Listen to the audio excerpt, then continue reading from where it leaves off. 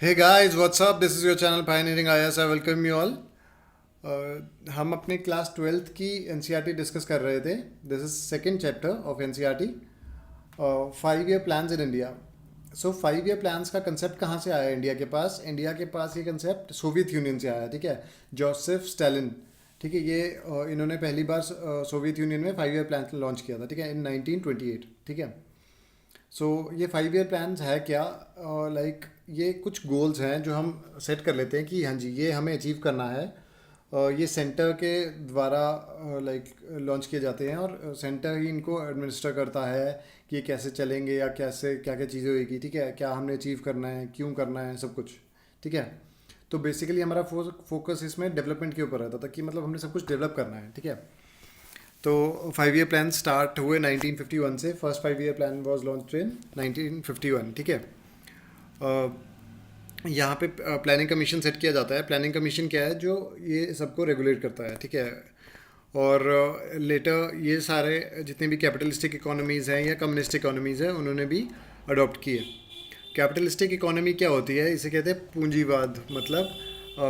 मतलब ये basically profit के ऊपर डिपेंड करती है. हायर प्रॉफिट, इसको सिर्फ प्रॉफिट से मतलब है, इसको कोई मतलब नहीं है. जैसे अमेरिका, ठीक है, लाइक कैपिटलिस्टिक इकोनॉमी है, ये क्या करती है कि अपना प्रॉफिट निकालना है नो मैटर व्हाट. लाइक चाहे लोगों का एक्सप्लॉयटेशन हो जाए but still it depends on the profit, maximisation of profit with the help of your privatisation. ठीक है, प्राइवेट सेक्टर के साथ ये मैक्सिमम प्रॉफिट अचीव करती है. ठीक है, इसके हम मेरिट्स डीमेरिट्स अभी पढ़ेंगे.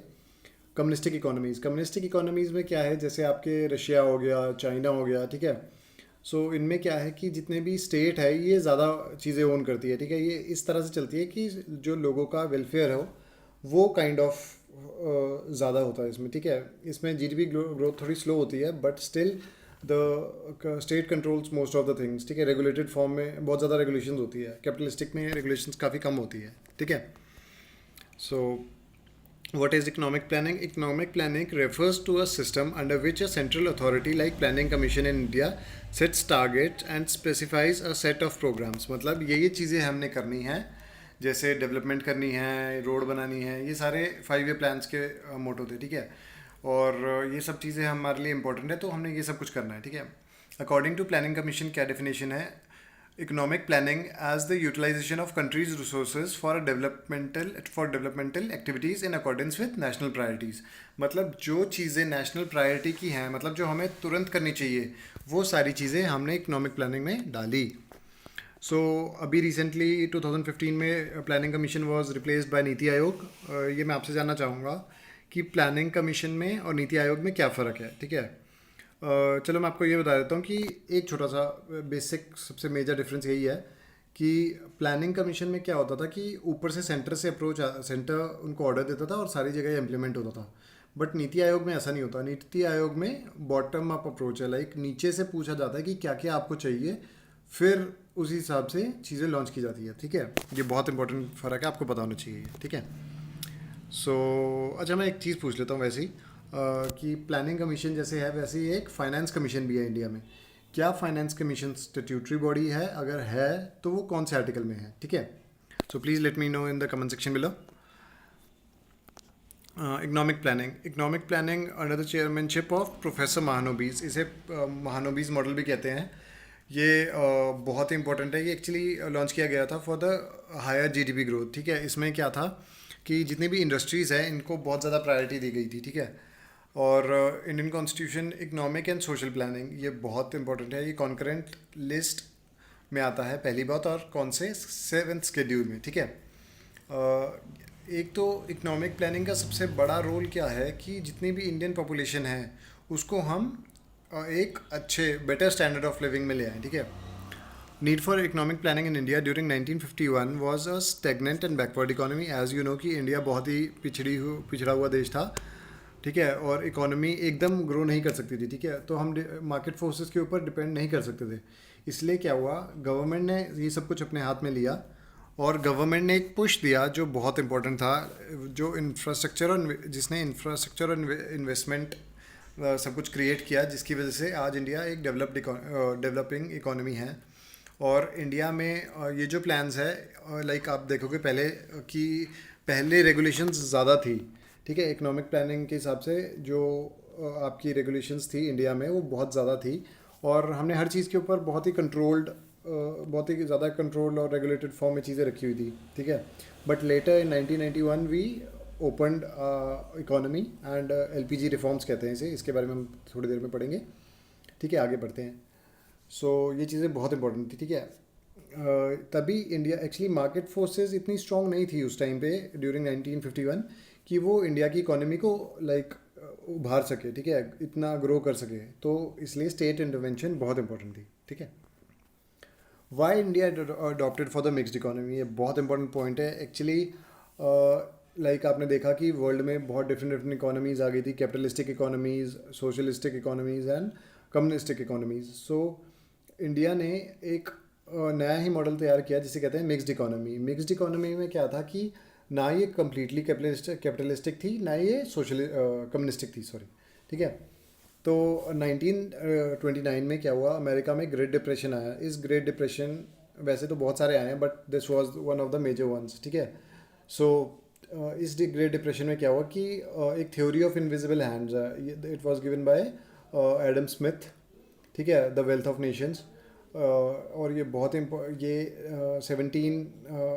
17वीं सदी में एक बुक दी गई थी, और ये बहुत ही इम्पोर्टेंट, इन्हें कहते हैं, एडम स्मिथ को बोलते हैं the father of the economy, Indian father of the economy, ठीक है। सो मार्केट फोर्सेस क्या होती हैं, लाइक एग्जांपल, अगर दो इंसान हैं, अगर वो आपस में ट्रेड करते हैं तो उससे दूसरे लोगों का भी फ़ायदा होता है, क्योंकि वो दोनों करेंगे तो वो आगे जाके पैसे भी तो खर्चेंगे ना। तो इन्हें कहते हैं इनविजिबल हैंड, ठीक है। पूरी मार्केट उसी के हिसाब से काम करती है कि हाँ जी, डिमांड है तो सप्लाई है, ऐसे, ठीक है। सो ये फेल हो गया था 1929 में, ठीक है, अमेरिका में। सो इसलिए इंडिया को मिक्स्ड इकोनॉमी की तरफ जाना पड़ा। मिक्स्ड इकोनॉमी कैसे का कंसेप्ट मैं आपको थोड़ा सा और बता देता हूँ। जैसे मान लो आपके पास एक बकेट है, ठीक है। एक बकेट में आपके पास पानी है, इतना पानी है। अगर मैं आपको बोलूँ कि इस बकेट का इतना फ्लो लाना है, और ये फ्लो आया due to market economy, market forces, ठीक है, ये आया आपका ड्यू टू मार्केट फोर्सेस, ठीक है। और मार्केट की वजह से ही ये मतलब अप डाउन चलता रहता है, इसमें फ्लक्चुएशन चलती रहती है, कोई प्रॉब्लम नहीं है। बट इस लेवल से नीचे पानी नहीं आना चाहिए, ठीक है, तो हमें नुकसान हो सकता है, या हमारी इकोनॉमी थोड़े खतरे में आ सकती है। इसलिए यहाँ पे गवर्नमेंट इंटरवीन करती है, ठीक है। तो गवर्नमेंट, या अगर कोई भी प्रॉब्लम आई कि जैसे मार्केट में सप्लाई नहीं है या कुछ भी नहीं है, तो गवर्नमेंट यहाँ पे इंटरवीन करेगी, मतलब इससे नीचे गवर्नमेंट पानी आने नहीं देगी, ठीक है, आप ऐसे समझ सकते हैं। तो दिस इज़ मिक्स्ड इकोनॉमी, जो कि बहुत ही अच्छा मॉडल है। आजकल जितनी भी सारी कंट्रीज़ है, ज़्यादातर वो मिक्स की तरफ ही टिल्ट हो रही हैं। और बाद में हमने जितने भी अपने मार्केट रिफॉर्म्स किए, दैट वर इंट्रोड्यूस ड्यूरिंग 1991, और ये हम आगे पढ़ेंगे ये कैसे कैसे हुआ। तो डायरेक्ट दो तरह की प्लानिंग होती है, एक होती है डायरेक्ट, एक होती है कॉम्प्रिहेंसिव। डायरेक्ट प्लानिंग में जस्ट जो मार्केट फोर्सेस हैं वो ज़्यादा होती हैं, ठीक है, स्टेट का रोल कम होता है, लाइक डिमांड एंड सप्लाई का रोल ज़्यादा होता है इसमें। कॉम्प्रिहेंसिव में जो स्टेट का रोल है वो बहुत ज़्यादा होता है, लाइक ज़्यादा होता है as compared to directive. Like directive में आप कह सकते हो यूएसए है, एंड कॉम्प्रिहेंसिव में इंडिया है। इंडिया लाइक स्टेट की भी चलती है और मार्केट की भी चलती है, बट डायरेक्टिव में सिर्फ मार्केट फोर्सेस की चलती है, ठीक है। Free play of market forces, like I have told कि 1776 में एक बुक आई थी, ठीक है, वेल्थ ऑफ नेशंस। तो इसने मार्केट फोर्सेस के बारे में बताया था कि मार्केट चलती रहती है, अगर उसे इंटरवीन ना किया जाए तब भी वो मार्केट चलेगी, बट ये फेल हो गया था। सो पहले इंडिया में क्या चलता था, बुलियनिज्म, या जिसे कहते हैं बुलियन सिस्टम। ये क्या होता है, जैसे अमेरिका, जितने भी हमारा ट्रेड है, जैसे मान लो ये यूके है, ठीक है, और ये इंडिया है, तो इंडिया यहाँ से जो सामान भेज रहा है उसके बदले इंडिया को गोल्ड या सिल्वर में आता था पैसे, ठीक है। और ये सिस्टम बहुत टाइम तक चलता रहता था, ठीक है। बट लेटर हाँ पैसे वगैरह चल गए, अब मॉनेटरी पॉलिसीज़ आ गई, पैसे यहाँ पे इंडिया में रुपी चलता है, वहाँ पे पाउंड चलता है, यूएस में डॉलर चलता है। तो इनसे ये तो करेंसीज अब आई हैं, बट पहले बुलियन चलता था। Bullion was known as your gold and silver, ठीक है। सो इसमें कोई इंटरवीनिंग रिक्वायर्ड नहीं होती थी, मतलब मार्केट अपने आप ही जमाती थी। जो लाइक एग्जांपल, आप मार्केट में जाओगे तो 30 रुपए के आप आम खाते हो कहीं से, ठीक है, तो साथ वाले ने 40 के दे दिए, और उससे साथ वाला 50 का दे रहा है, तो आप मार्केट, मतलब ऐसा नहीं कि उसके कोई बंदा 300 के दे रहा है, क्योंकि उससे कोई नहीं लेगा, ठीक है। तो मतलब मार्केट के हिसाब से ही रेगुलेशन होती है वहाँ पे, ठीक है, कि मार्केट जितना चाहती है, जैसे डिमांड है वैसे ही सप्लाई है, ठीक है। और फिर हम जितनी भी मिक्स्ड इकोनॉमीज़ और सोशल इकोनॉमीज़ हैं, इन्होंने भी मार्केट फोर्सेस के ऊपर फोकस किया, ठीक है। लाइक मिक्स्ड इकोनॉमीज़ का रोल मैं आपको बता चुका हूँ कि एक लेवल के बाद, एक लेवल से नीचे गवर्नमेंट इंटरवीन करती है, उससे पहले गवर्नमेंट इंटरवीन नहीं करती है, ठीक है। टाइप ऑफ इकोनॉमीज़ मैं बता चुका हूँ। कैपिटलिस्टिक इकोनॉमी, कैपिटलिस्टिक इकोनॉमीज़ में हम ज़्यादातर प्रॉफिट के ऊपर देखते हैं और गवर्नमेंट का रोल कम होता है। इसके मेरिट्स क्या हैं? पहली बात तो सेल्फ इंटरेस्ट, मतलब किस हर एक पर्टिकुलर इंडिविजुअल का या किसी इंडिविजुअल कंपनीज़ का इनका बहुत फ़ायदा होता है, ठीक है। प्रॉफिट बहुत मैक्सिमाइज होता है, ग्रोथ बहुत हाई होती है। बट इसके डीमेरिट्स क्या है? इसकी कोई कलेक्टिव इंटरेस्ट नहीं होता, मतलब ये लोगों के बारे में नहीं सोचेगी बिल्कुल, ठीक है। सोशल जस्टिस नहीं होता। और सेंटर लाइक अमीर बंदे का पुअर बंदों की परवाह भी नहीं मारेंगे, लाइक मर रहे हैं तो मरने दो, ठीक है, ऐसे लाइक कुछ। तो ये काइंड ऑफ कुछ हर चीज़ के पॉजिटिव और नेगेटिव दोनों होते हैं, ठीक है। सोशलिस्टिक इकोनॉमी, सोशलिस्टिक इकोनॉमी क्या है कि जो मैक्सिमम वेलफेयर है वो सिर्फ मतलब लोगों की तरफ ही होता है, कि लोगों का भला होना चाहिए no matter what. Like example, India में ऐसे भी PSUs थे पहले जो लॉस मेकिंग थे, लाइक उनके ऊपर नुकसान हो रहा था, बट स्टिल उनको रखा जा रहा था क्योंकि वो बहुत ज़्यादा एम्प्लॉयमेंट जनरेट कर रहे थे, ठीक है। और लोगों को फ़ायदा हो रहा था और लोगों का भला हो रहा था, एम्प्लॉयमेंट मिल रही है तो पैसे आ रहे हैं, पैसे आ रहे हैं तो उनका काम चल रहा है, घर चल रहा है, ठीक है। सो इसमें गवर्नमेंट पार्टिसिपेशन काफ़ी ज़्यादा होती है और लोगों का वेलफेयर पर्पसेस के लिए ज़्यादा डिपेंडेंट होते हैं, ठीक है। इसके मेरिट्स क्या हैं? Achieves equality, inclusive growth. Inclusive growth क्या होती है, क्या होता है? सबका साथ सबका विकास, गांधी जी का ये डायलॉग है, ठीक है। मतलब वो है तो इसका इसका मेन मोटो क्या है कि जितने भी वर्ग हैं, like weaker sections, rich poor, उन सबका साथ में विकास होना चाहिए, ठीक है। ऐसा नहीं कि अमीर अमीर बहुत ही अमीर हो गए और गरीब बेचारे गरीब ही रह गए, उनको खाना भी नहीं मिल रहा। तो सबका सबका भला होना चाहिए यहाँ पे, ठीक है। सोशली इंजस्टिस, कि सबका भला है, सबको एजुकेशन प्रोवाइड हो रही है, सब कुछ मिल रहा है, ठीक है। डीमेरिट्स क्या है? इसकी जीडीपी बहुत स्लो होती है, जीडीपी ग्रोथ बहुत स्लो होती है, मतलब लाइक इंडिया बढ़ रहा है, धीरे धीरे बढ़ रहा है। हो सकता है आने वाले एक टाइम पे इंडिया होगा ऐसे, हो सकता नहीं है, होगा ऐसे कि हमारा इंडिया आने वाले टाइम पे एक लाइक वर्ल्ड लीडर बन जाएगा और वर्ल्ड की नंबर 1 इकोनॉमी बन जाएगा, but it will take time, ठीक है। ऑब्वियसली हमें आज़ाद हुए भी कितना ही टाइम हुआ है, अमेरिका को देख लो कितना टाइम हो गया, 1789 में तो आज़ाद हो गए थे लगभग वो, ठीक है। तो इंडिया अभी हमें 75 साल भी पूरे नहीं हुए हैं, ठीक है। So it will take time. और जैसे अमेरिका अमेरिका और चाइना में ग्रोथ बहुत ज़्यादा, अमेरिका में बहुत ही ज़्यादा ग्रोथ है, ठीक है। और इंडिया और चाइना में देखोगे आप थोड़ी ग्रोथ स्लो है, बट इट्स ग्रोइंग, ठीक है। और लेटर चाइना और वगैरह ने सारी मार्केट इकोनॉमीज़ के ऊपर फोकस किया, ठीक है। इंडिया ने भी किया 1991 के बाद। मिक्स्ड इकोनॉमी, जैसे इंडिया जो दोनों लाइक आपके प्राइवेट एंड पब्लिक दोनों उसमें काम करते हैं, लाइक यहाँ पे रतन टाटा भी मिलेंगे और यहाँ पे गवर्नमेंट के PSUs भी मिलेंगे। ये इंपॉर्टेंट इसलिए है क्योंकि जब गवर्नमेंट इतनी एम्प्लॉयमेंट नहीं जनरेट कर सकती तो प्राइवेट सेक्टर कर सकता है, ठीक है। और इसका फ़ायदा बहुत है, लाइक प्रॉफिट मेकिंग है, बट एक चेक्स एंड बैलेंसेस के साथ है, ये नहीं कि लोगों का एक्सप्लॉयटेशन शुरू हो जाए, ठीक है। फीचर्स बोथ प्राइवेट और ये सोशल वेलफेयर के ऊपर भी डिपेंड करता है और प्रॉफिट के ऊपर भी डिपेंडेंट होता है, ठीक है। और मेरिट्स क्या हैं कि इसके सबसे अच्छी बात है कि कैपिटलिस्टिक और सोशलिस्टिक इकोनॉमीज़ दोनों के फ़ायदे हैं और सोशल जस्टिस भी प्रमोट करता है। डीमेरिट्स क्या है कि करप्शन है, लो एफिशिएंसी है, ठीक है। और ग्रेजुअल प्रोसेस है कि आजकल जितनी भी इकोनॉमीज़ हैं वो सारी ज़्यादातर मिक्स की तरफ ही जा रही हैं, ठीक है। Long term and short term goals, long term goals वो सारे गोल्स हैं जो हमें एक टाइम तक अचीव करने हैं, like SDGs, sustainable development goals, ठीक है। ये इंपॉर्टेंट है अचीव करने, बट इनको टाइम लगेगा, ये एकदम एड्रेस नहीं हो सकती ये प्रॉब्लम्स, ठीक है। शॉर्ट टर्म गोल्स हैं जिनको लाइक जल्दी हमें एड्रेस करना चाहिए, ये प्रॉब्लम्स काफ़ी इंपॉर्टेंट है, ठीक है। लाइक इंपॉर्टेंट लॉन्ग टर्म्स भी है, बट शॉर्ट टर्म्स की ऐसे एग्जांपल, शॉर्ट टर्म में आपको खाना नहीं मिल रहा तो आपको खाना चाहिए, ये आपकी शॉर्ट टर्म है। लॉन्ग टर्म है कि आपके पास गाड़ी होनी चाहिए, ठीक है, एग्जांपल। सो लॉन्ग टर्म हमने एक ऐसा पैटर्न बना रखा है कि जो शॉर्ट टर्म गोल्स हैं they like provide a better, like एक अच्छा प्लेटफॉर्म प्रोवाइड करते हैं towards a long term goal. Example, जैसे मान लो आपकी रेस लग रही है यहाँ से, ठीक है। तो शॉर्ट टर्म गोल ऐसे नहीं है कि वो रेस नई स्टार्ट करनी पड़ेगी आपको। शॉर्ट टर्म गोल्स ऐसे हैं कि इसी रेस में आपको शॉर्ट टर्म भी पूरे हो जाएंगे और लॉन्ग टर्म भी पूरे हो जाएंगे, ठीक है। लाइक एम्प्लॉयमेंट वगैरह वगैरह बहुत सारे हैं, ठीक है। सो शॉर्ट टर्म एक पाथ है जो फाइनली कॉम्प्लीमेंट करता है लॉन्ग टर्म गोल्स को, ना कि कॉन्ट्राडिक्ट करता है, ठीक है। उसके ऑपोजिट नहीं है, उसको सब्स्टिट्यूट करते हुए आगे चलता है, ठीक है। लॉन्ग टर्म गोल्स क्या हैं हमारे, जैसे जीडीपी ग्रोथ, हमारी जीडीपी ग्रोथ ज़्यादा होनी चाहिए, ठीक है। लाइक इंडिया की राइट 2019 में जीडीपी ग्रोथ ज़्यादा थी अकॉर्डिंग टू डेटाज, बट ऐसा रियलिटी में नहीं था।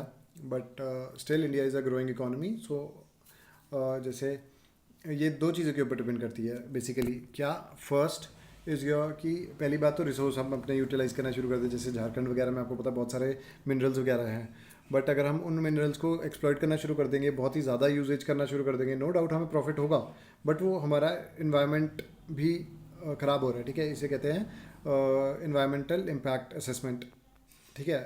तो इसका फ़ायदा हम देखते हैं कि हमें फ़ायदा किससे है, ठीक है। ये नहीं कि हम अपना, ऐसा नहीं चाहते हम कि अपना इन्वायरमेंट ख़राब कर दें और डेवलपमेंट कर दें, ठीक है। सो ये भी एक तरीका होता है। दूसरा तरीका है प्रोडक्टिविटी इंक्रीज कर दे with the use of technology. Example कि जैसे आपका ये खेत है, ठीक है। अब पर हेक्टेयर ईल्ड आपकी, मतलब 1 हेक्टेयर के अंदर आपकी ईल्ड आ रही है 3 किलो, ठीक है। मगर मैंने इसमें फर्टिलाइज़र वगैरह डालना शुरू कर दिए, जैसे HYV सीड्स इंट्रोड्यूस हुए थे इंडिया में, ठीक है। तो HYV सीड्स में क्या हुआ कि जो प्रोडक्टिविटी है वो हमने इंक्रीज़ कर दी, ठीक है, इसके विद टेक्नोलॉजी। बहुत इंपॉर्टेंट। फुल एम्प्लॉयमेंट जितने भी हमारे देश में लोग हैं, एज यू नो कि India youngest country in the world है, ठीक है। सबसे ज़्यादा दुनिया के यंग यहीं पे रहते हैं। सो हम सबकी पार्टिसिपेशन से एक उनका यूटिलाइज़ करें, उनकी रिसोर्सेज, अपने रिसोर्सेज लाइक लोग, कैपिटल यूज़ करें लोगों की, और अपने अपने ग्रोथ की तरफ बढ़े, ठीक है। और फुल एम्प्लॉयमेंट का मतलब ये नहीं होता कि ज़ीरो एम्प्लॉयमेंट अनएम्प्लॉयमेंट हो जाए, मतलब ऐसा कभी नहीं हो सकता कि ज़ीरो एम्प्लॉयमेंट हो जाए, अनएम्प्लॉयमेंट हो जाए। ज़ीरो अनएम्प्लॉयमेंट मीन्स कि मान लो 100 लोग हैं, तो 100 लोग में कभी ऐसा नहीं हो सकता कि 99% लोग मान लो काम कर रहे हैं, फुल एम्प्लॉयमेंट है, बट एक बंदा काम नहीं कर रहा, तो ये ज़ीरो एम्प्लॉयमेंट और ज़ीरो अनएम्प्लॉयमेंट नहीं है, ठीक है। ज़ीरो अनएम्प्लॉयमेंट हो ही नहीं सकती, ऑलमोस्ट इम्पॉसिबल है, ठीक है। ऐसा तो कोई ना कोई तो रहेगा ही ना जो कभी लाइक एम्प्लॉय नहीं, लाइक पूरी की पूरी कंट्री तो एम्प्लॉयड नहीं हो सकती, ठीक है। सो इक्विटी और इक्वालिटी ये बहुत इंपॉर्टेंट है। लाइक इक्वालिटी क्या होता है, इक्वालिटी होता है सबको बराबर का, ठीक है। लाइक यहाँ पे आप देख सकते हो डायग्राम में, इक्वालिटी है सबको हमने बराबर का दिया है। इक्विटी क्या है, सबको बराबर का नहीं दिया, सबको वो अपॉर्चुनिटी दी है जिससे सारे बराबर हो सके, ठीक है, या फिर जिसको जितनी नीड है। एग्जाम्पल मान लीजिए 3 इंसान है, ठीक है, एक ये एक ये एक ये, इनके पास सब कुछ है, खाना नहीं है, इनके पास सब कुछ है, हाथ नहीं है, इनके पास सब कुछ है, पैर नहीं है, ठीक है। तो अब मैंने क्या किया, इनको खाना दे दिया, इनको खाना दे दिया, इनको खाना दे दिया, ये इक्वालिटी हुई, ठीक है। बट अगर मैंने इनको खाना दिया, इनको मतलब कोई इंसान दिया जो इनको खिला सकता है, या चम्मच वगैरह दिया, या कुछ भी ऐसी चीज़ दी जो खाने में मदद करती है, तो ये इक्वालिटी हुई, इक्विटी हुई, ठीक है। और इनको व्हील चेयर दी जो ये खाना बना सकें, जिसके साथ ये मूव कर सकें या उनकी हेल्प करें, ठीक है, ये इक्विटी है। So you should know the difference, ठीक है। मतलब इक्विटी ज़्यादा बड़ी चीज़ है एज़ कम्पेयर टू इक्वालिटी, ठीक है। मॉडर्नाइजेशन, जैसे मैंने आपको कहा टेक्नोलॉजी वगैरह आए, जैसे इंडिया में ग्रीन रेवोल्यूशन हुआ था, ठीक है, ये 1960s में आया था लगभग। इंडिया में green revolution was due to MS Swaminathan, ठीक है, पता होना चाहिए आपको। सो ये जितना भी हमारी ग्रोथ थी वो बहुत बहुत ज़्यादा, मतलब इंडिया डेफिसिट से सरप्लस कंट्री बन गई फूड ग्रेन्स में, ठीक है। इसमें मैं आपको थोड़ा सा बता देता हूँ कि 1965 में आपको पता है कि इंडिया की वॉर हुई थी पाकिस्तान के साथ। तो वहाँ पे ऐसा बोला गया था कि हम ना जितने भी फूड ग्रेन्स थे वो हम सारे USA से लेते थे।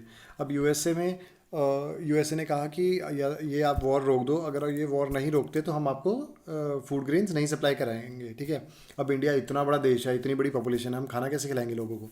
तो इसका इन्फ्लुएंस पड़ा, मतलब कहीं ना कहीं बाहर की कंट्री का इन्फ्लुएंस हमारे ऊपर पड़ा। इसे कहते हैं सॉवरेनिटी, सॉवरन, ठीक है।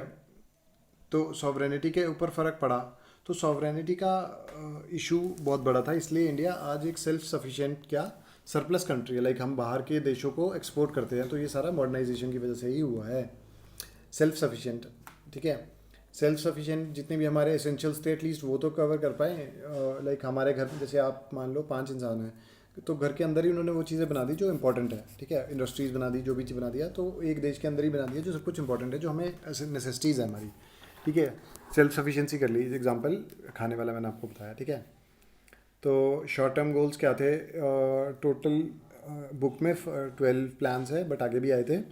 सो फर्स्ट एग्रीकल्चर के ऊपर ज़्यादातर डिपेंडेंट था, second was industry, third was self sufficiency, fourth stability, employment, poverty, fifth, six, seventh, ठीक है। ये सारे जितने भी ये देख रहे हो आप, सेल्फ सफिशिएंसी से लेकर एम्प्लॉयमेंट तक, यहाँ पे बेसिक प्रॉब्लम ये थी कि यहाँ पे लड़ाइयाँ वगैरह चल रही थी इंडिया पाक की, इंडिया चाइना, ठीक है। तो यहाँ पे ज़्यादा कोई फोकस नहीं कर पाए, हम सिर्फ ग्रोथ के ऊपर फोकस दे रहे थे कि मतलब लोगों का भला हो, ठीक है, या फिर ग्रोथ हो, इक्वालिटी हो, एम्प्लॉयमेंट है, सिर्फ लाइक ज़्यादा फिक्स्ड गोल नहीं थी कि ये अचीव करना है हमने, ठीक है।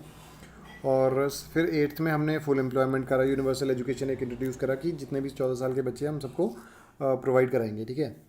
ग्रोथ एंड स्टेबिलिटी की ग्रो करेंगे विद स्टेबिलिटी, मतलब एक होता है बबल इकोनॉमी कहते हैं इसे। इसमें ये कंसेप्ट क्या होता है, मान लो कि एक कंपनी है, वो इंट्रोड्यूस हुई और इतना एक बार में बहुत ज़्यादा चढ़ गई, लाइक इतनी ग्रोथ होगी उसकी, ठीक है। बट सडनली क्या हुआ कि जैसे एग्जांपल लाइक पैंडेमिक आ गया, ठीक है, जैसे अभी आया हुआ है, तो पैंडेमिक में ये ग्रोथ कट हो गई और ये सीधा धड़ाम से नीचे गिर गई, इसे कहते हैं बबल ग्रोथ, ये एकदम ही पॉपअप हो गई। तो स्टेबिलिटी के साथ क्या होता है कि एक कंपनी बढ़ी और वो बढ़ती जा रही है, धीरे धीरे बढ़ रही है, धीरे धीरे बढ़ रही है, ठीक है, और गिरी नहीं। Better quality of life, job creation, environment के ऊपर भी फोकस देने लग गए थे हम, क्योंकि हमारी अब नेसेसिटीज़ खत्म हो गई ना, नेसेसिटीज़ के बाद किसी चीज़ की तरफ देखेंगे, ठीक है। Faster growth and inclusive growth, मतलब सबका सबका विकास, सबका साथ सबका विकास। The main objective of the goal were better quality of life and inclusive growth, मतलब मैं आपसे बता चुका हूँ जैसे कि बेटर लाइफ और सबका भला, ठीक है। फीचर्स ऑफ इकोनॉमी टिल 1991, यहाँ पे ये बहुत इंपॉर्टेंट है। 1991 में क्या हुआ कि इंडिया में ना क्राइसिस आ गए थोड़े से, ठीक है, कि इंडिया के पास पैसे नहीं थे, इंडिया के रिजर्व्स ख़त्म हो रहे थे, इसके बहुत सारे रीजंस हैं, ठीक है, लाइक गल्फ वॉर चल रही थी, जितना हमें रेमिटेंस वगैरह आता था वो नहीं मिल पा रहा था, ठीक है, बाहर से जितना पैसा आ रहा था वो नहीं आ रहा था, ज़्यादा कम हो गया था मतलब, ठीक है। और इंडिया के रिजर्व्स ख़त्म हो रहे थे, अब हमें पेट्रोल वगैरह के लिए पे करना था, और इंडिया के ऊपर कर्जा भी बहुत ज़्यादा हो गया था। तो IMF, ठीक है, IMF एक इंस्टीट्यूशन है, उसने बोला कि आप अपने ये LPG रिफॉर्म्स करो और अपनी इकोनॉमी खोलो, तो हम आपको लोन वगैरह देंगे। उन्होंने फिर लोन दिया, गोल्ड लोन दिया, ठीक है, फिर हमने वो वापस किया, ठीक है। तो 1991 में लिबरलाइजेशन, प्राइवेटाइजेशन, ग्लोबलाइजेशन आए। ये क्या था, लिबरलाइजेशन वाज लिबरल व्यूज़, मतलब जैसे जितने रिस्ट्रिक्शंस थे उन्हें कम किया गया, ठीक है। प्राइवेटाइजेशन क्या था कि प्राइवेट एंटिटीज़ को एंटर के लाइक अलाउ किया गया कि आप इंडिया में एंटर कर सकते हो और उन पर काम कर सकते हो। ग्लोबलाइजेशन क्या हुआ, जितनी भी मार्केट है पूरी वर्ल्ड में मार्केट्स हैं वो इंटीग्रेट कर दी गई थी, ठीक है। कि जैसे मान लो आपके पास सामान है, जैसे मान लो आपके पास इंडिया में एक सामान है, ठीक है, एक आईफोन है बिक रहा है, ठीक है। अब आईफोन इंडिया में बन रहा है मान लो, ठीक है, अब इंडिया की मार्केट है उसके पास इतनी, अब इंडिया की मार्केट में उसके एक दिन के 10,000 बिक जाते हैं, ठीक है। अब वो बिक रहे थे, ठीक है, बट अगर हमने बाहर की मार्केट्स को एसेस दे दिया तो एक दिन में जहाँ 1,000 बिक रहे थे, अब यहाँ पे 3-3 हज़ार बिक रहे हैं दूसरी कंट्रीज़ में, मतलब टोटल आपके पास 1 लाख का प्रोडक्ट बन रहा है, ठीक है, 1 लाख प्रोडक्ट्स बन रहे हैं एक दिन में। सो इससे बेटर मतलब ग्लोबलाइजेशन से फ़ायदा हुआ। सो इसके फ़ायदे, heavy reliance on the PSUs, shift to the private, मतलब PSUs ने वो सेक्टर्स खड़े करके दे दिए थे जो इंपॉर्टेंट थे। अब जितना भी टिल्ट था वो प्राइवेट की तरफ जा रहा था कि मतलब प्राइवेट सेक्टर डेवलप करेगा, ठीक है। एग्जांपल जैसे आपने देखा कि पहले MTNL था, ठीक है, और BSNL था। BSNL बताता हूँ मैं आपको, BSNL था, ये प्राइवेट सेक्टर नहीं था, PSU था। अब PSU ने प्रोवाइड कर दिया BSNL की कनेक्टिविटी पूरे इंडिया में, ठीक है। अब ये पर BSNL की इतनी ज़्यादा अच्छी कनेक्टिविटी नहीं थी। अब BSNL के बाद क्या आया, मान लो एयरटेल आया, वोडाफोन आया, जियो आया, अब यहाँ पे कंपटीशन आ गया, प्राइवेट सेक्टर आ गया, यहाँ पे जॉब्स भी मिल रही हैं और इनका अपने अपना काम भी चल रहा है और हमें बेटर इक्विपमेंट भी मिल रही है। आज आप देख सकते हो BSNL is not 4G and your Airtel and Jio is, ठीक है। सो कंपटीशन आया, regulated development of private sector, मतलब प्राइवेट सेक्टर को हमने इस हिसाब से बनाया कि लाइसेंस वगैरह लेने इनके बंद कर दिए, लाइक लाइसेंस राज खत्म हो गया इंडिया से, बट हमने रेगुलेशन इनको एक मतलब रेगुलेटरी फॉर्म में डाला कि आराम आराम से चेंजेस आए और लोगों को एक्सप्लॉइट भी ना किया जाए, क्योंकि हमें डर यही था कि कोई बाहर की कंट्री ऐसा ना हो आके फिर से एक्सप्लॉइट करने लग जाए, जैसे like Britain. Protection of MSME मतलब micro small and medium enterprise. ये क्या था कि जितने भी छोटे छोटे सेक्टर्स थे ये इन सबको बचाना था हमने, जैसे लेदर हो गया, गारमेंट्स हो गया। आपने देखा कि जब अंग्रेज आए थे, अंग्रेजों ने सबसे पहले हमारी इंडस्ट्रीज़ ख़त्म कर दी, कौन सी, स्मॉल इंडस्ट्रीज़। तो हमें इन सबको भी बचाना था। एग्जांपल, आज अगर आप मैगी लेने जा रहे हो तो मैगी आप मैगी कंपनी की लोगे ना, आप ऐसा तो नहीं है कि कोई छोटी मोटी कंपनी की ले लोगे, ठीक है। तो वो छोटी मोटी कंपनी लाइक लोकल कंपनी की ले लोगे, ठीक है। क्यों? क्योंकि वो आप ट्रस्ट करते हो उसे, ठीक है। तो हमें लोकल कंपनीज़ को भी बचाना था इसलिए। डेवलपमेंट ऑफ हैवी इंडस्ट्री, जब इंडिया आज़ाद हुआ उसने बहुत ही ज़्यादा इंडस्ट्रीज़ के ऊपर फोकस किया। तो इंडस्ट्रीज़ के ऊपर फोकस करने के बाद हमारा मेन रोल था कि हमारे पास टेक्नोलॉजी आए, ठीक है। और जितनी भी हैवी इंडस्ट्रीज थी वो सारी इंडिया ने बना दी। कोर इंडस्ट्रीज़ कहते हैं, ये सारी इंपॉर्टेंट होती है एक देश के डेवलपमेंट के लिए, इसलिए इनको कोर इंडस्ट्रीज़ कहते हैं। जैसे इलेक्ट्रिसिटी हो गया, आयरन स्टील हो गया, ठीक है। और हमने फोकस की सेविंग्स पे, जैसे एग्जांपल इकोनॉमी से हमें मतलब ये 1991 में जब हमने इकोनॉमी खोली तो उससे फ़ायदा क्या हुआ कि ग्रोथ रेट बढ़ रहा था, लोगों के पास पैसा ज़्यादा आ रहा था। जो इंसान 10,000 कमा रहा है वो 1 लाख कमाने लग गया। तो उसने सेव करना भी शुरू कर दिया। सेव करा कैसे? हमने हायर इंटरेस्ट दे दिए बैंक्स में कि आप इसमें पैसे डालो, FD डालो, FD में पैसे ज़्यादा मिलते हैं, ठीक है। ये सारी चीज़ें। प्रोटेक्शन फ्रॉम इम्पोर्ट्स, अब इसे कहते हैं पॉलिसी ऑफ प्रोटेक्शनिज्म। आज ये अमेरिका और US, चाइना भी फॉलो करता है, इंडिया भी फॉलो कर रहा है, बट थोड़े लिमिट तक। तो ये क्या होता है कि मान लो आपके पास एक देश है, ठीक है, कोई देश है, वो अपने जितने भी इंपोर्ट्स है वो कम करना चाहता है। वो क्या करेगा? जितने भी ड्यूटीज़ है उसके ऊपर हाई कर देगा। उन ड्यूटीज़ का फ़ायदा कि मान लो आपके पास, जैसे एग्जांपल, आज मान लो इंडिया में आपको एक स्पोर्ट्स बाइक लेके आनी है, तो स्पोर्ट्स बाइक मान लो आपके जितने भी पड़ेगी, मान लो 10 लाख की पड़ती है, तो उसके ऊपर इम्पोर्ट ड्यूटी ही 110% है। तो वो इंडिया में आते आते लगभग 20 लाख से ऊपर पड़ जाएगी। तो इसलिए हम उसकी ख़त्म करने के लिए, अगर वो इंडिया में बने तो उसकी मार्केट अच्छी हो जाएगी, तो हम उसके ऊपर इम्पोर्ट ड्यूटी कम कर देंगे, ठीक है। तो मेड इन इंडिया बनती है तो हम उसके ऊपर, उसको ज़्यादा फ़ायदा होता है। एग्जांपल आप देख रहे हो, जैसे रिसेंटली iPhone 11 शुरू हो गया, फिर आपकी कावासाकी बाइक्स इंडिया में बनने शुरू हो गई तो उनका प्राइस कम हो गया, ठीक है। ये सारी चीज़ें। और इम्पोर्ट सब्सटीट्यूशन मतलब हमने यहीं पे चीज़ें बनानी शुरू कर दी जो बाहर से आती थी, ठीक है। जैसे मेक इन इंडिया प्रोजेक्ट बनाना शुरू कर दिया। हार्ले डेविडसन के ऊपर हमने प्रोटेक्शनिज्म पॉलिसी लगा रखी है, उसके ऊपर इंपोर्ट ड्यूटीज़ काफ़ी ज़्यादा हैं, इसलिए ट्रम्प चिढ़ता रहता है कि आप इनको कम करो, ठीक है।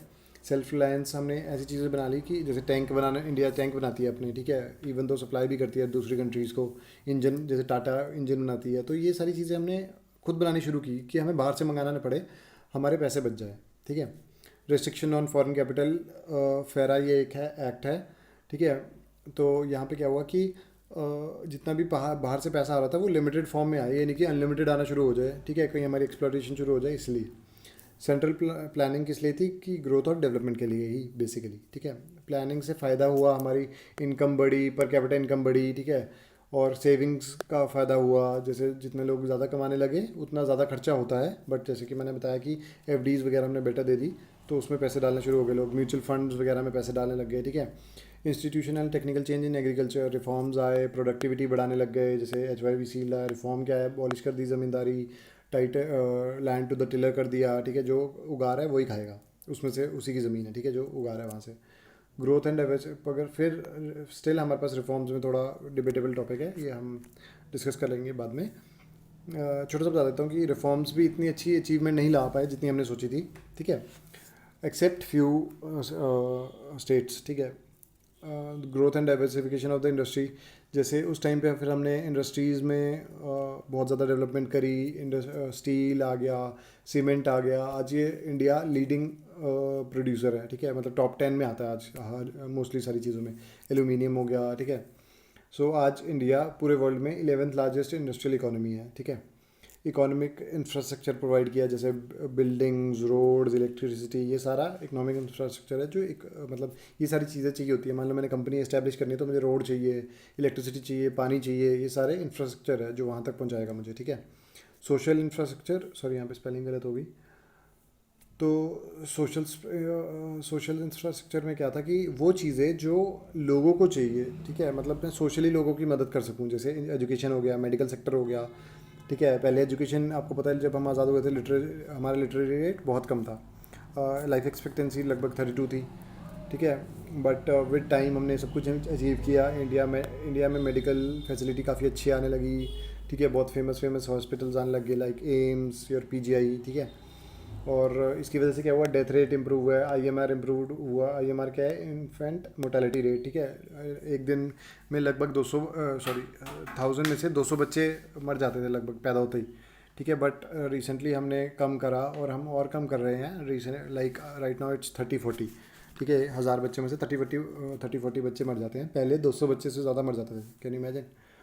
एम्प्लॉयमेंट, बेटर एम्प्लॉयमेंट प्रोवाइड कर रहे हैं। इंटरनेशनल ट्रेड हो रहा है। पहले 1948 में ट्रेड होता था 792 करोड़ का, बट आज 59 लाख करोड़ का हो रहा है, ठीक है। इतना डिफरेंस आ गया है, ठीक है।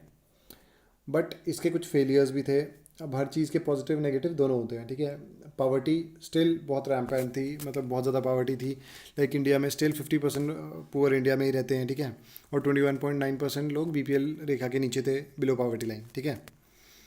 हाई रेट ऑफ इन्फ्लेशन हमने कंट्रोल तो किया, बट इतना नहीं कंट्रोल कर पाए। बट स्टिल इसने लोगों को बहुत बैडली इम्पैक्ट किया, ठीक है। स्पेशली जो ये इम्पैक्ट करता है गरीब लोगों को ज़्यादातर करता है, ठीक है, क्योंकि उनके पास नेसेसिटीज़ पूरी करने के लिए पैसे नहीं हैं। एम्प्लॉयमेंट क्राइसिस, आज भी इंडिया में हाईएस्ट अनएम्प्लॉयमेंट रेट्स हैं राइट नाउ, ठीक है। लाइक 8.5%। ये द हिंदू का सोर्स है, ठीक है। पिछले द हिंदू में आर्टिकल आया था, उसमें बताया गया था कि 8.5 राइट नाउ अनएम्प्लॉयमेंट है, ठीक है, परसेंट। तो यू कैन इमेजिन कितनी होती है, ठीक है। और ये उस टाइम पे सिर्फ लाइक बुक में 53 लाख अनएम्प्लॉयड दिए गए हैं, जो कि कम है, बट अब तो बहुत ज़्यादा है। और इवन दो अब तो पैंडेमिक चल रहा है, इसके बाद जो अनएम्प्लॉयमेंट रेट होएगा वो पता नहीं क्या होगा, ठीक है। स्क्यूड डिस्ट्रीब्यूशन ये क्या है कि जो रिजर्वेशन है वो हमने प्रोवाइड की, क्योंकि सब लोगों के पास डेवलपमेंट नहीं हुई, ठीक है। कुछ लोग थे जिनकी काफ़ी डेवलपमेंट हुई, कुछ जो एपीएल में आ गए बिलो पॉवर्टी लाइन से हट के, और कुछ काफ़ी ज़्यादा गरीब के गरीब ही रहे, ठीक है। तो सबको हमने डेवलपमेंट इक्वली नहीं प्रोवाइड कर सकते थे, कर पाए, ठीक है। तो हमने इनको रिजर्वेशन दी, लाइक सोशली वीकर सेक्शंस को, SC STs वगैरह वगैरह, ठीक है, या इकोनॉमिकली वीकर सेक्शन जो रिसेंटली आया था, ठीक है। So that's all. अगर आपको कोई भी डाउट होता है तो please let me know in the comment section below. और ये सेकंड चैप्टर था, अब हम थर्ड चैप्टर डिस्कस करेंगे इन द नेक्स्ट वीडियो, ठीक है। Thank you so much.